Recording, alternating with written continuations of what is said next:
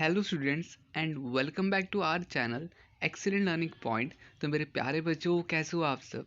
I hope आप सब बहुत ज़्यादा अच्छे होंगे। तो आज की इस वीडियो में हम क्लास 10th का वर्कशीट नंबर 57 डिस्कस करने जा रहे हैं। ये बच्चों हमारी सामाजिक विज्ञान की वर्कशीट है, इतिहास। और आज जो हमारा जो वर्कशीट है बच्चों, बेसिकली इसमें हमें प्रश्न उत्तर करने हैं। हमें बच्चों टोटल 10 प्रश्न दे रखे हैं, ठीक है। तो यहाँ पे आपको सारे प्रश्न के उत्तर करने हैं। कुछ हमको यहाँ पर मतलब कि चूज़ करना है। चार ऑप्शन दे रखे होंगे, उसमें से कोई एक टिक करना होगा। तो देखो, सबसे पहला क्वेश्चन क्या है। ये हम भारत में राष्ट्रवाद में से क्वेश्चंस हैं। तो सबसे पहला क्वेश्चन है हमारा, भारत में महात्मा गांधी ने प्रथम सत्याग्रह कहाँ चलाया था? तो बच्चों यहाँ पर क्या होगा? चंपारण, ठीक है। चंपारण हमारा यहाँ पर करेक्ट आंसर होगा। उसके बाद हमारा है, निम्न में से कौन सा कथन अल्लूरी सीताराम राजू के विषय में सत्य है? तो बच्चों यहाँ पर क्या होगा? उन्होंने आंध्र की गुडेम पहाड़ियों में आदिवासियों का नेतृत्व किया। बी वाला बच्चों, उन्होंने लोगों को खादी पहनने तथा शराब छोड़ने के लिए प्रेरित किया। सी बच्चों, वह स्वराज प्राप्ति के लिए गुरिल्ला युद्ध चलाते रहे। ठीक है, तो यहाँ पे बच्चों इन चार, और डी है हमारा सभी कथन सत्य हैं। तो यहाँ पे बच्चों हमारा आंसर क्या होगा? तो हमारा करेक्ट आंसर होगा डी, सभी कथन सत्य हैं। ठीक है, क्या होगा बच्चों? सभी कथन सत्य हैं, क्योंकि इनमें सारी की सारी चीज़ें क्या होंगी? हमारी सही थी। इसके बाद बच्चों यहाँ पर भारतीय लिखा हुआ है। तीसरा प्रश्न, रिक्त स्थान की पूर्ति कीजिए। तो यहाँ पे लिखा है, भारतीय राष्ट्रीय कांग्रेस के प्रथम अध्यक्ष डैश थे। तो अब यहाँ पे डैश में क्या होगा बच्चों? तो प्रथम अध्यक्ष योमेश चंद्र बनर्जी थे। ठीक है, इसका मैं आपको आंसर वर्कशीट पे दिखा देता हूँ ताकि आपको किसी भी तरह की दिक्कत ना हो। तो देखो बच्चों, यहाँ पर देखो, मैंने सारे के सारे आंसर लिख रखे थे। जैसे फर्स्ट का आंसर है, सेकंड का आंसर है, और थर्ड का आंसर मैं आपको बताने वाला था। वो क्या है? प्रश्न 3 में रिक्त स्थान हमें करना था। तो भारतीय राष्ट्रीय कांग्रेस के प्रथम अध्यक्ष व्योमेश चंद्र बनर्जी थे। ठीक है, तो ये आपका आंसर होगा। ठीक है, तो ये तो हो गया हमारा थर्ड क्वेश्चन। उसके बाद देखो हमारा, हम वापस से वर्कशीट पे आते हैं, तभी आपको अच्छे से समझ में आएगा। तो जैसा कि आपको बच्चों प्रश्न 4 दिख रहा होगा, लिखा हुआ है, रेखांकित शब्दों को सही करके वाक्य को लिखिए। तो यहाँ पर बच्चों 13 अप्रैल 1920 को जलियांवाला बाग हत्याकांड हुआ। अब बच्चों यहाँ पर ऐसी क्या गलती लिखी हुई है, तो उसे जो हमें सही करना है। तो देखो यहाँ पर हम इसका आंसर क्या सही लिखेंगे? तो बच्चों यहाँ पर फोर्थ का आंसर हमारा क्या होगा सही? 13 अप्रैल 1919। ठीक है, यहाँ पर डेट मिस्टेक थी तो उसको हमने सही कर दिया। 13 अप्रैल 1919 को जलियांवाला बाग हत्याकांड हुआ। ठीक है, इसके बाद देखो बच्चों, वापस से आते हैं अपनी वर्कशीट पे। तो आपको प्रश्न 5 दिख रहा होगा, नीचे दिए गए चित्र में उपस्थित विभूतियों के नाम लिखिए। तो आपको यहाँ पर बच्चों दिख रहा होगा, ये एक चित्र जो दिख रहा है, यहाँ पर कौन कौन से 3 लोग दिख रहे हैं, तीनों के नेम आई होप आपको पता होगा। तो चलो बच्चों, इसका भी आंसर मैं आपको बता देता हूँ।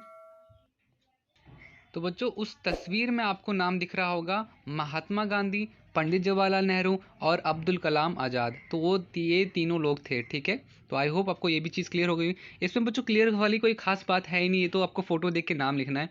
ठीक है, इसके बाद देखो, नीचे दिए गए प्रश्न में दो प्राक्त कथन दिए गए हैं। एक संकल्पना और दूसरा कारण कथनों को पढ़िए और सही विकल्प चुनिए। तो संकल्पना क्या दे रखी? महात्मा गांधी ने द्वितीय गोलमेज सम्मेलन में भाग लिया। और कारण का 1931 में गांधी इरविन समझौता हुआ। ये हो गया बच्चों। अब इसमें क्या होगा? तो हमारा ना बच्चों ए आंसर सही होगा। इसमें संकल्पना स एवं कारण का दोनों सही हैं, एवं कारण संकल्पना की सही व्याख्या है। ठीक है, तो आप देख लीजिएगा वर्कशीट से, चारों में से आपका मैंने आपको बता दिया, ए वाला पार्ट क्या होगा? सही होगा। ठीक है, इसके बाद बच्चों आते हैं, यहाँ पर हमारा है सत्य और असत्य बताइए। तो सबसे पहला, दलित वर्ग एसोसिएशन की स्थापना भीमराव अंबेडकर ने की थी। तो यहाँ पर ये चीज़ सत्य है। ठीक है, इसके बाद हमारा प्रश्न 8, सत्याग्रह शब्द से आप क्या समझते हैं? बच्चों सत्याग्रह क्या होता है? तो यहाँ पे आपको आंसर लिखना है इसका। सत्याग्रह शब्द दो शब्दों से मिलकर बना है, सत्य प्लस आग्रह, अर्थात सत्य के लिए संघर्ष। ठीक है बच्चों, सत्य के लिए या इंसाफ के लिए संघर्ष। सत्याग्रह अंग्रेजों के खिलाफ संघर्ष में गांधी जी का प्रमुख अहिंसक हथियार था। मतलब कि वो हाथ नहीं उठाएंगे और किसी पे वार नहीं करेंगे, हिंसा नहीं करेंगे, अहिंसक तौर पर वो इसको चलाएंगे। ठीक है, ये हो गया बच्चों हमारा सत्याग्रह। आई होप आपको ये चीज़ क्लियर हो गई होगी। आपको बस एक चीज़ ध्यान रखनी है कि सत्य के लिए संघर्ष, इसे सत्याग्रह कहते हैं। अब हमारा प्रश्न 9 क्या है, स्वदेशी शब्द से आप क्या समझते हैं? तो यहाँ पे उत्तर होगा, स्वदेशी शब्द का अर्थ होता है स्वयं के देश से निर्मित, मतलब कि स्वयं के देश से निर्मित अथवा स्वयं देश से संबंधित। महात्मा गांधी ने स्वदेशी वस्तुओं को अपनाने तथा विदेशी वस्तुओं का बहिष्कार करने के लिए लोगों से आग्रह किया था। तो बच्चों स्वदेशी होता है जो खुद के हमारे भारत में जो बना होगा ना, तो हम कहेंगे उसे स्वदेशी। ठीक है, अगर कोई फ़ोन बनता है हमारे हमारे भारत में तो वो स्वदेशी फ़ोन कहलाएगा। ठीक है, कोई कपड़ा बनता है स्वदेशी कपड़ा बनाएगा, और अगर हम बाहर से खरीदते हैं तो वो क्या होगा, विदेशी। ठीक है, इम्पोर्टेड। तो ये हो गया बच्चों हमारा प्रश्न 9। इसके बाद प्रश्न 10 हम करते हैं, क्या है वो, ब्रिटिश सरकार ने 1857 के पश्चात प्रेस की स्वतंत्रता पर प्रतिबंध क्यों लगा दिया था? तो बच्चों यहाँ पे इसका उत्तर क्या होगा, तो यहाँ पे देखो, ये हमारा उत्तर है सबसे पहला, 1857 के पश्चात ब्रिटिश सरकार को लगा कि भारतीय प्रेस अंग्रेजों के खिलाफ माहौल तैयार करने में लगी हुई है, और दूसरा, प्रेस के कारण भारतीय लोगों में एकता स्थापित हो रही है, और तीसरा, 1857 के जैसी और कोई घटना दोबारा ना हो। तो बच्चों ये 3 महत्वपूर्ण कारण थे जिस वजह से यहाँ पे जो आपका प्रश्न पूछा गया, ब्रिटिश सरकार ने 1857 के पश्चात प्रेस की स्वतंत्रता पर प्रतिबंध क्यों लगा दिया। तो ये बेसिकली 3 कारण हैं जिस वजह से प्रेस की जो स्वतंत्रता थी, आज़ादी थी, उस पर प्रतिबंध मतलब कि रोक लगा दी गई थी। उनको अब हक नहीं है, मतलब उनको उनके कुछ जो हक थे ना, फ्रीडम थे, वो एक लिमिटेशन तक रोक दी थी उन्होंने। ठीक है, तो ये बच्चों हमारा पूरा का पूरा वर्कशीट था। उम्मीद करता हूँ सारी चीज़ें आपको समझ में आई होंगी। और बच्चों अगर आपको वीडियो अच्छी लगी है तो प्लीज़ लाइक ज़रूर कीजिएगा, कमेंट ज़रूर कीजिएगा। बच्चों कमेंट में ऐसा नहीं है कि अगर थोड़ी बहुत कहीं पे मिस्टेक लग रही हो तो आप कमेंट करके एटलीस्ट बताओ कि आपको कहाँ पे दिक्कत आई। ठीक है, तो मैं उसको आगे इम्प्रूव कर सकता हूँ। तो कमेंट तो ज़रूरी करना, भले ही अगर अच्छी ना लगे और लाइक ना करो कोई बात नहीं, बट कमेंट ज़रूर करना।